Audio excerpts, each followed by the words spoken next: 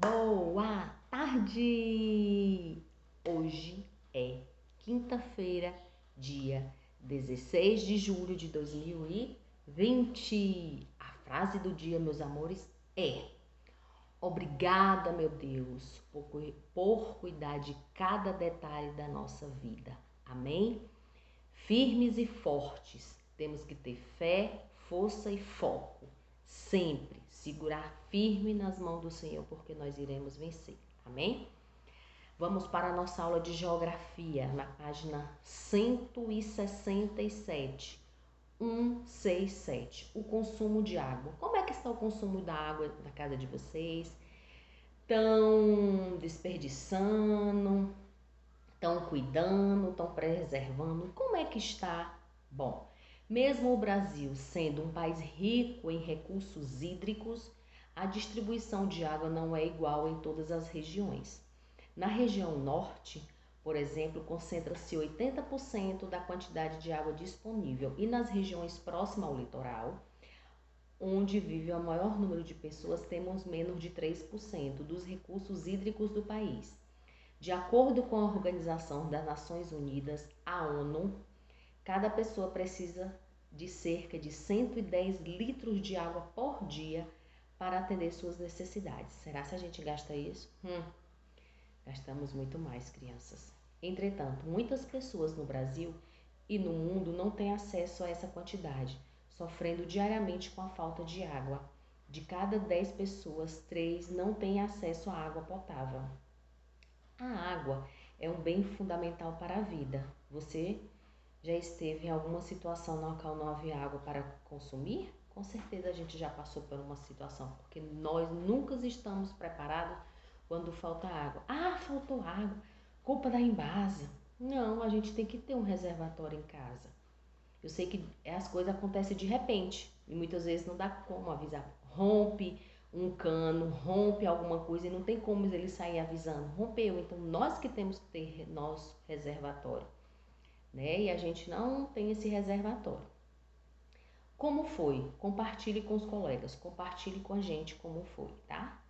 Existem diversas causas para a crescente falta de água potável. As principais são o aumento do consumo. A população mundial, continua aumentando, sobretudo nos países mais pobres, onde já é crônica a falta de água, crescendo o uso de água de rios, lagos e lençóis subterrâneos para uso na agricultura. Fato.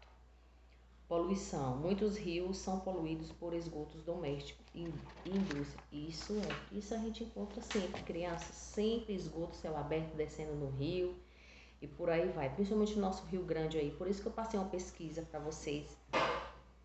Na pesquisada como era o Rio Grande de antes, que eu já dei essa aula, vinha grandes embarcações, as mercadorias vinham de barcos para barreiras. Hoje vem através de caminhões e carretas, e não era assim antigamente, eram grandes embarcações que vinham, que embarcavam no cais ali, ó, de Barreiras, era a coisa mais linda. Eu ainda cheguei a alcançar e ver essas embarcações. Creio que os pais de vocês, os avós também já chegaram a ver. Secas prolongadas ocorrem em alguns lugares no Brasil e do mundo. A gente tem que agradecer a Deus por nosso rio estar sempre vivo, sempre abundante, nunca secar, né? Mesmo a gente gastando em abundância, mas temos que economizar. Desperdício ocorre na maioria das cidades e suas causas são os vazamentos nos encanamentos e o uso inadequado, verdade. O desperdício por uso inadequado ocorre quando se gasta mais água do que estritamente necessário. A tabela a seguir refere-se ao consumo doméstico de água.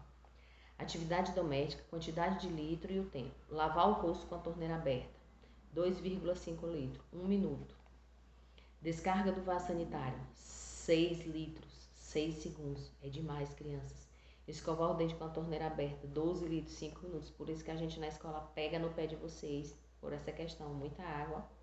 Chuveiro, 45 minutos, 45 litros de água, 15 minutos. Se deixar aberto, viu? Lavar a louça com a torneira meio aberta, 117 litros, 15 minutos. Mamães, vocês deixam, meus amores? Valeu, Jesus. A gente não pode, né, mamães? Molhar o jardim, 186 litros, 10 minutos. Lavar a roupa no tanque, 279 litros, 15 minutos. Muita água, né? Lavar a calçada com mangueira. Deus me livre, gente. A gente tem que reutilizar a água da máquina, do tanquinho e jogar nas calçadas da gente, porque senão não sei o que vai acontecer com o nosso Brasil. 15 minutos. Lavar o carro com mangueira, 560 litros em 30 minutos. Vamos encher o balde e lavar o nosso carro com mangueira. Nós também entramos nessa linha do consumismo, viu, gente? De economizar. Se usarmos apenas, essa aqui é uma fonte, né, de campanha de saneamento básico de São Paulo. Se usarmos apenas a quantidade suficiente de água para as nossas necessidades domésticas e fecharmos as torneiras que pingam, a gente acha, tá pingando, mas não vai gastar não. Aí é que gasta, viu? Observar se dentro do vaso sanitário tá tendo vazamento, se na caixa d'água a gente tem que estar observando tudo. Porque quando vem a conta, mas eu não gastei tudo isso. Mas você não lembra daquela torneira que tá pingando, aquela boia da caixa d'água se tá vazando. Então tudo a gente tem que estar fiscalizando na nossa casa, crianças. E fecharmos as torneiras que pingam ou que estão abertas desnecessariamente em casa. Na escola, tá vendo, criança? E nos locais públicos, poderemos economizar muita água.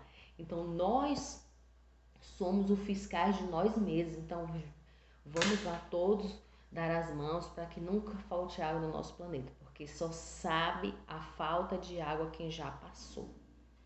Né? A gente, quando falta água, a gente fica desesperadinho. Ai, meu Deus, sem água. Sem luz podemos ficar, mas sem água é impossível. Tá certo, meus amores? Fiquem com Deus e a luz de Jesus. Aí tem na página 169 também, poluição das águas. Além dos desperdícios, existe a poluição dos recursos hídricos. Se os rios abastecem as cidades desde a origem da humanidade, eles também são usados para descartar os dejetos, tanto domésticos como industriais e agrícolas. Observa duas imagens a seguir. Aspecto do rio Tietê durante uma competição de natação. Olha o rio Tietê de antes, as pessoas usavam a competição como um lazer. E olha o rio Tietê de agora. A imagem mostra que o aspecto atual do rio Tietê transita em suas margens, todo poluído. E com uma vida expressa de grande trânsito nas margens. Rio mais poluído. As imagens mostram dois momentos do rio Tietê, que corta grande parte da cidade de São Paulo. No passado, ele servia para abastecimento de água, pescaria, meio de transporte e recreação da população. Com o crescimento da cidade, a área em seu entorno foi sendo remodelada pela própria prefeitura. E o rio, estreitamente ocupada por uma grande via que liga a zona oeste à zona leste de São Paulo. Na atualidade, o rio Tietê nesse trecho não tem mais peixes e não é mais navegável, igual o rio de Barreiras. Antes ele era navegável, hoje ele não é mais navegável. No período das chuvas, por causa do estreitamento das margens e a retirada da vegetação, entre outras ações, ele transborda. Por isso que há grandes alagamentos. A cidade de São Paulo, a capital São Paulo, não tem como receber número de água por essa questão. Suas águas são intensamente poluídas, o rio Tietê, sendo considerado um lixão a céu aberto na cidade. Esse processo de uso dos rios não fica restrito a São Paulo. Em muitos outros locais do Brasil e do mundo, os rios que antes abasteciam a população são fontes de problema por causa da poluição das águas. Além dos rios, os mares e oceanos também são agredidos com a poluição, pois muitos esgotos domésticos e indústrias são despejados diretamente no mar por canais de esgoto ou proveniente dos rios, de vazamentos de óleo de navios e de dejetos que banhistas deixam nas praias. Olha só, gente, esse mar. A poluição dos oceanos fica muito visível nas praias, tanto pelos dejetos que os banhistas deixam na areia, como os que as ondas trazem das águas do mar. Isso é verdade. As pessoas acham bonito jogar lixo no rio. O que acontece? A maré traz e vem para a praia, para a areia.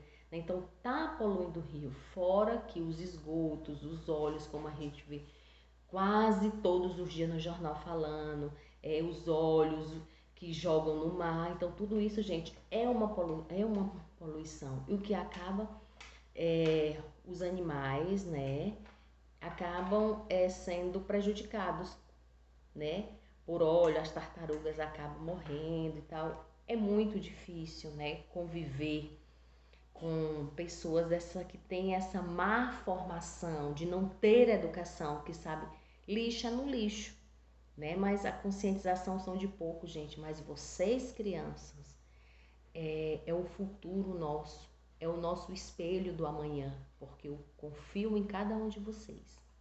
Fiquem com Deus, uma excelente atividade de geografia e qualquer dúvida, ligue para a Tia Rose.